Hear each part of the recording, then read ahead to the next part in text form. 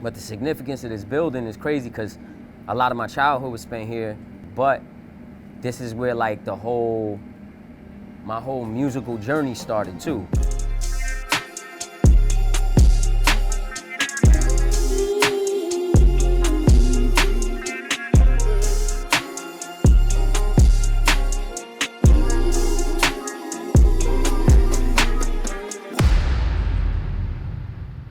Yeah, so here at 145, this is where my cousin Scheme grew up, my cousin Maul and his brother Jahan. So as a kid, their mother would watch me while my mother was still working. They'd pick me up from school and I'd come over here and spend the afternoons, early evenings over here.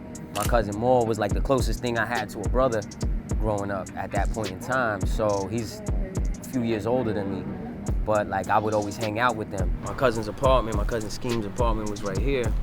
But as we were growing up, it wasn't shut. They just had a fence here. So like anybody could come in and out. So when I would come, his room, if you come this way, you can see where that AC is sticking out right there, next to the fire escape kinda. That's exactly where his room was.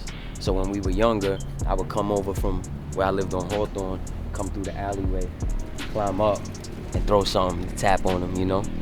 If I didn't feel like ringing the bell or something like that. But as we got older, around the time when the construction of the album happened, they already put this up here, so it wasn't in and out of the alley at that point in time. But we spent a lot of time in that alleyway, you know, ciphering, smoking, rapping. A lot of our skills was made there at that point in time. This was like a good hangout for us. And then right here, this was his apartment building here. So he lived in 1B, which is this apartment right here. But I used to go through the alley to contact him when we were kids because this was the living room, his mom's room, and then the living room. So it was like, they never really spent a lot of time in the living room and obviously not in their mother's room. So I would always go through the alleyway to contact him. Maul was rapping with his right-hand man, Dax, our man T, and then later along the lines, Lungs came along. So like whatever they were doing, I was kind of like following suit.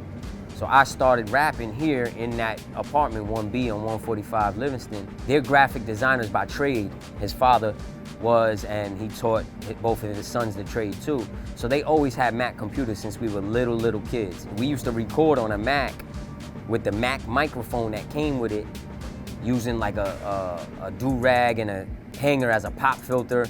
And we were making CDs. I remember their first like CDs that they was pressing up where Maul was making them in the crib and they had them on like black CDs, like how the PlayStation 1 came back in the days where they were black. And I'm like, yo, that shit is the hardest shit ever. Like a little like press kit for them to put out. It's like we were the first dudes in the neighborhood with our own CDs, and we would go around the whole South Side like handing them out, trying to sell them, whatever the case may be.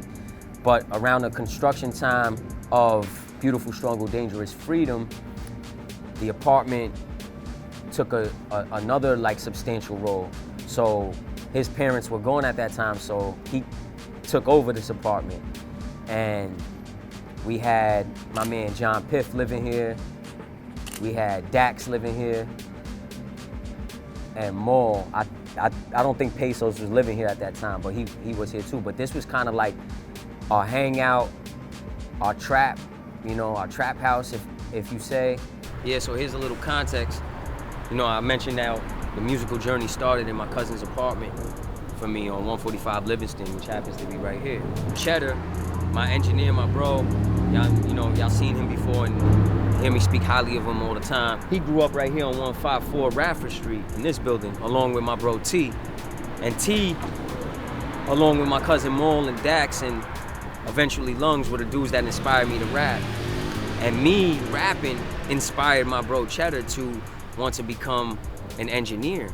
So his first studio, he ended up buying equipment and made his first studio in his bedroom apartment on 154 Radford Street. But like, it was a snowball effect, a chain effect, you know? And now it's kind of surreal where I'm several albums in and he's the dude who's mixing and mastering all of my records, you know? And we built hopefully an everlasting legacy, but you know, a catalog to be proud of over the years. But just to think that everything sparked from this corner I'm standing on right now on Livingston and Radford Street, you know, between 145 Livingston and 154 Radford. The whole musical journey started here for me. Again, being inspired by my cousin and T and Dax and Lungs, and then me inspiring Cheddar to become the engineer that he is, and Blizz and Pax and Sin and the whole camp and MGB forming, Dubes transpiring. It all stems from this little seed right here on this corner, so it's pretty cool and surreal thinking about it. All these drugs and violence that I don't witness no least, but I still feel I'm the owner to all these buildings. A 4-block radius, it was sacred for me.